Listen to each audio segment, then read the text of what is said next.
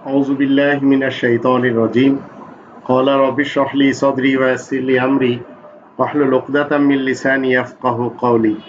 সম্মানিত দর্শক এবং শ্রোতাবৃন্দ, আপনাদের সকলকে জানাই সালামুন আলাইকুম। জনাব আমিনুল ইসলাম সাহেবের পাঠানো ৩১টি বিশেষ প্রশ্ন, তিনি সেগুলি উত্তর জানতে চেয়েছেন আল কোরআন থেকে। প্রশ্ন নাম্বার ৪ হলো, সিদরাতুল মুনতাহা বলতে আল কোরআন কি বলে, বিস্তারিত জানতে চাই। আমাদের সর্বপ্রথমে জানতে হবে, আমিনুল ইসলাম ভাইকেও জানতে হবে, রবের শান্তির রাজ্যে রবের রজ্জুকে মজবুতভাবে আঁকড়ে ধরতে হবে। যারা তাতে বিফল হবে এবং আঁকড়ে ধরার ব্যাপারে যারা বিফল থাকবে, তারা সবাই অগ্নিকুণ্ডে ঝাঁপ দিচ্ছে এবং সেই অগ্নিকুণ্ডে যখন তারা পতিত হবে আর সেখান থেকে তারা বের হওয়ার মতো নয়। আমরা ৩ নম্বর সূরা আল ইমরানের ১০৩ নম্বর আয়াতে যদি দেখি, সেখানে আল্লাহ বলছেন, ওয়াতাসিমু বিহাবলিল্লাহি জামিআন ওয়া লা তাফাররাকু ওয়াযকুরু নি'মাতাল্লাহি আলাইকুম ইয কুনতুম আ'দাআন ফাআলাফা বাইনা কুলুবিকুম ফাআসবাহতুম বিনি'মাতিহি ইখওয়ানা ওয়া কুনতুম আলা শাফা হুফরাতিম মিনান নার ফাআনকাযাকুম মিনহা কাযালিকা ইউবাইয়িনুল্লাহু লাকুম আয়াতিহি লাআল্লাকুম তাহতাদুন। আর তোমরা সবাই আল্লাহ তাআলার রজ্জু কোরআনকে একত্রে মজবুতভাবে আঁকড়ে ধরো। তোমরা ফিরকা ফিরকা হয়ে যেও না। তোমরা স্মরণ করো আল্লাহ যে নিয়ামত দান করেছেন তোমাদেরকে, যখন একে অন্যের দুশমন ছিলে কিন্তু আল্লাহ তোমাদের মনে আকর্ষণ সৃষ্টি করেছেন। অতঃপর আল্লাহ তাআলার নিয়ামতের ফলে একে অন্যের ভাই বোন রূপে গণ্য হয়েছ। অথচ তোমরা অগ্নিকুণ্ডের কিনারায় দাঁড়িয়েছিলে, আল্লাহ তোমাদেরকে তা থেকে বাঁচিয়েছেন। আল্লাহ এমনই করে বিস্তারিতভাবে নিজের সব আয়াতগুলি তোমাদের জন্য বুঝিয়ে দিচ্ছেন যেন তোমরা হিদায়াতের পথে এগিয়ে যেতে পারো। তো আল্লাহ রাব্বুল আলামিন আপনাকে আমাকে কি বললেন? আমরা যারা রবের শান্তির রাজ্যে আজ জীবিত রয়েছি, আল্লাহ তাআলার এই বিধানকে, এই রজ্জুকে মজবুতভাবে আঁকড়ে ধরতে হবে। এখন রবের যে অটুট রশি, এই রশি কখনো টোটে না, এটা আপনাকে আমাকে মনে রাখতে হবে। ২ নম্বর সূরা আল বাকারার ২৫৬ নম্বর আয়াতে বলা হচ্ছে, লা ইকরাহা ফিদ্দীন ক্বাদ তাবায়্যানা রুশদু মিনাল গাই ফামান ইয়াকফুর বিত-তাগুত ওয়া ইউমিন বিল্লাহি ফাকাদ ইসতামসাকা বিল উরওয়াতিল বুথকা লা ইনফিসামা লাহা ওয়াল্লাহু সামিউন আলিম। ইসলামী জীবন ব্যবস্থায় কোনো বল প্রয়োগ নেই। সুষ্ঠু সঠিক পথ ভ্রান্ত পথ থেকে সুষ্ঠুরূপে আলাদাভাবে বলে দেওয়া হয়েছে। সুতরাং যে কেউ শয়তানি চক্রের বিরুদ্ধে রুখে দাঁড়াবে, আল্লাহ তাআলার উপর ঈমান আনবে, সেই তো মজবুত আশ্রয় পাবে যা কখনো টুটবে না। আর আল্লাহ তাআলা শোনেন এবং জানেন সবকিছু। তো চিরস্থায়ী সুখের ঠিকানা পেতে হলে রবের এই রজ্জুকে মজবুতভাবে আঁকড়ে ধরতে হবে। এই অটুট রশির একদিকে থাকেন আল্লাহ তাআলা আর অপর দিকে আপনি আমি মুমিন মুসলিম হলে থাকতে হবে। কারণ আল্লাহ তাআলা এই রশির একদিকে, অন্যদিকে হচ্ছে আল্লাহ তাআলার বিশেষ বান্দা যারা মুমিন এবং মুসলিম। তাহলে নিশ্চিত এমন মুমিন মুসলিম জান্নাত পাবে, শান্তিময় স্থান জান্নাতে যাবে। এই সিস্টেমকেই কোরআনের ভাষায় বলা হয় সিদরাতুল মুনতাহা। এবার আসুন আমরা কোরআনের ৫৩ নম্বর সূরা নাজমের প্রথম ১৮টি আয়াতে দেখে নেব এবং এক এক করে যখন আমরা বুঝব তখন খুব সহজভাবে বোঝা সম্ভব হবে। আল্লাহ বলছেন, বিসমিল্লাহির রহমানির রহিম, পরম করুণাময় অশেষ দয়ালু আল্লাহ তাআলার নামের সাথে। ওয়ান নাজমি ইযা হাওয়া, তারকাগুলো প্রমাণ যখন সেগুলো ডুবতে থাকে। মা দাল্লা সাহিবুকুম ওয়া গাওয়া, তোমাদের বন্ধু সে তো আর পথ হারা নয়, বিভ্রান্ত নয়। ওয়া মা ইয়ানতিকু আনিল হাওয়া, সে নিজের খেয়ালখুশি মোতাবেক কোনো যুক্তির কথা বলতেই পারে না। ইন হুয়া ইল্লা ওয়াহয়ু ইউহা, এই কোরআনই তো ওহী যোগেই পাঠানো হচ্ছে। আল্লামাহু শাদীদুল কুওয়া, তাকে তো পরম শক্তিশালী রহমান শিখিয়ে থাকেন। যেটা আমরা সূরা রহমানের প্রথম দুটি আয়াত থেকে জানতে পারি। আর রহমান ও আল্লামাল কোরআন, করুণা নিদান রহমান শিখিয়ে থাকেন আল কোরআন। 6 নম্বর আয়াতে বলা আছে জুম মিররাতিন ফাস্তাওয়া, সে তো মনুষ্যত্বের উচ্চ শিখরে পৌঁছে আছে এবং অতি শক্তি রাখে। ওয়া বিল উফুকিল আলা, এবং সে ঊর্ধ্ব দিগন্তে স্থির হয়ে আছে। তুম্মা দানা ফাতাদাল্লা, তারপর সে আগে যায় এবং প্রমাণ পায়। ফাকানা কাবা কাউসাইনি আও আদনা, এখান থেকে ভালো করে বুঝবেন, ধনুকের 2 জ্যায়ের পরিমাণ ব্যবধানে কিংবা তার চাইতেও কাছে। একটি ধনুক যখন আপনি নেবেন তো তার 2 পাশে কিন্তু একটি রশি থাকে। এই রশি যদি 2 পাশে সমানভাবে না লাগানো হয় তাহলে কিন্তু সেটি ধনুক হতে পারে না। তো ধনুকের 2 জ্যায়ের পরিমাণ ব্যবধানে কিংবা তার চাইতেও কাছে থাকে। ফাআওহা ইলা আবদিহি মা আওহা, তারপরে আল্লাহ নিজ বান্দার কাছে যা কিছু পাঠানোর তাই ওহী যোগে পাঠিয়ে থাকেন, যেটি আমরা পূর্বে শুনলাম যে এটি হচ্ছে আল্লাহ তাআলার রশি আর এটি হচ্ছে অটুট রশি। মা কাযাবাল ফুআদু মা রাআ, সে যা কিছু দেখে তার মন সেসবে মোটেই মিথ্যা জানে না। আফারাইতুম আফা তুমারুনাহু আলা মা ইয়ারা, সে যা কিছু দেখে তাই নিয়ে কি তোমরা তার সাথে ঝগড়া করবে? 13 নম্বর আয়াতে বলা হচ্ছে ওয়ালাকাদ রাআহু নাজলাতান উখরা, আর সেসব তো বারংবার দেখে। ইনদা সিদরাতিল মুনতাহা, সেই পর্যন্ত যে পর্যন্ত তার গতিসীমা থাকে। ইনদাহা জান্নাতুল মাওয়া, তা পেলেই তো সে শান্তির ঠিকানা পাবে।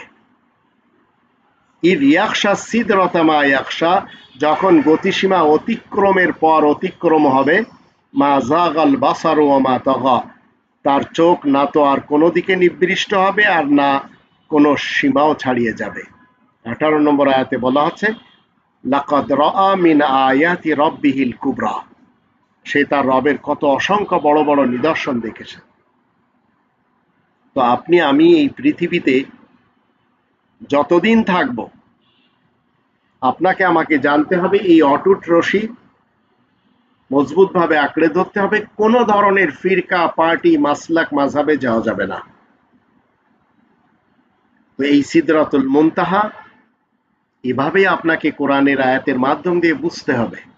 আর আপনাকে শিক্ষা দিবেন কোরআনের আয়াতের যে এসেন্স, যে নির্যাস, আল্লাহ শিক্ষা দিবেন। এখানে কোনো মুসলমান শিয়া মৌলবী, মুসলমান সুন্নি মৌলবী, মুসলমান সালাফি মৌলবী আপনাকে অন্তত শিখাবে না, বরঞ্চ তারা সবাই এই সিদরাতুল মুনতাহা নিয়ে যে সমস্ত মিথ্যাচার করেছে, আসুন আমি একটু আপনাদের সামনে তুলে ধরি। তারা বলে যাচ্ছে সিদরাতুল মুনতাহা এটি হচ্ছে প্রান্ত স্থিত কুলবৃক্ষ, যা শেষ প্রান্তের বড়ই গাছ।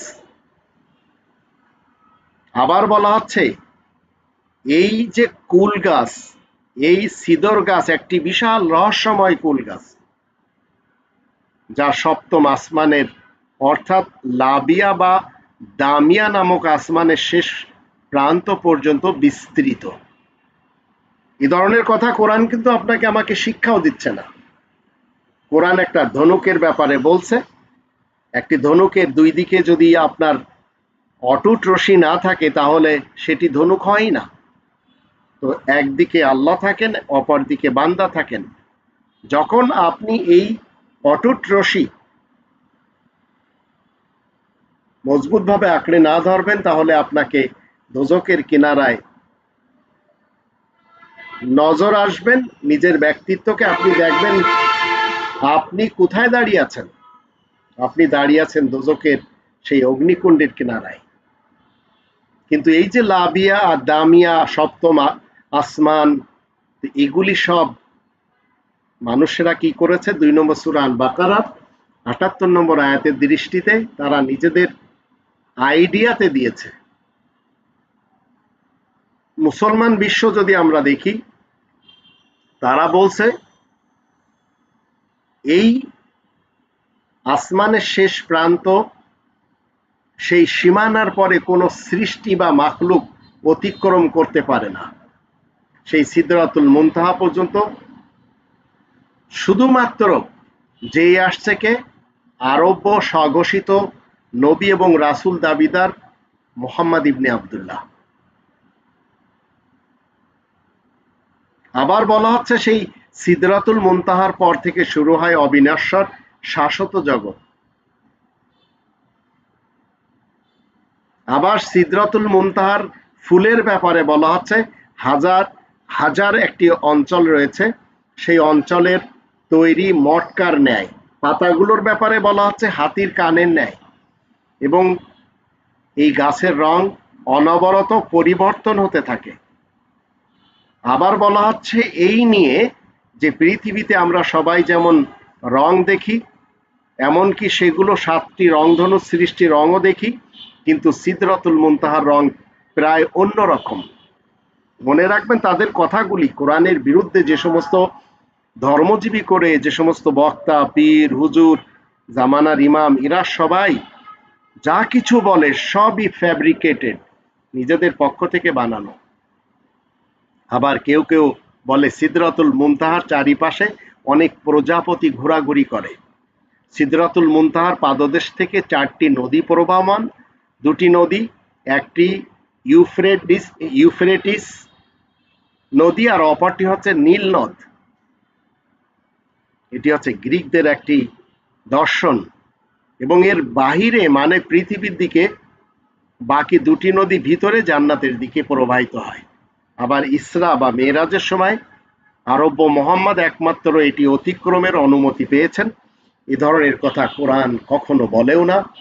আর তিনি ফেরেশতাদের যে সর্দার জিব্রাইল, মনে রাখবেন কোরআনে জিব্রাইল বলতে কিছু নেই, জিব্রিল এবং মিকাল রয়েছে, ইসরাফিল এবং আজরাইলও কোরআনে নেই।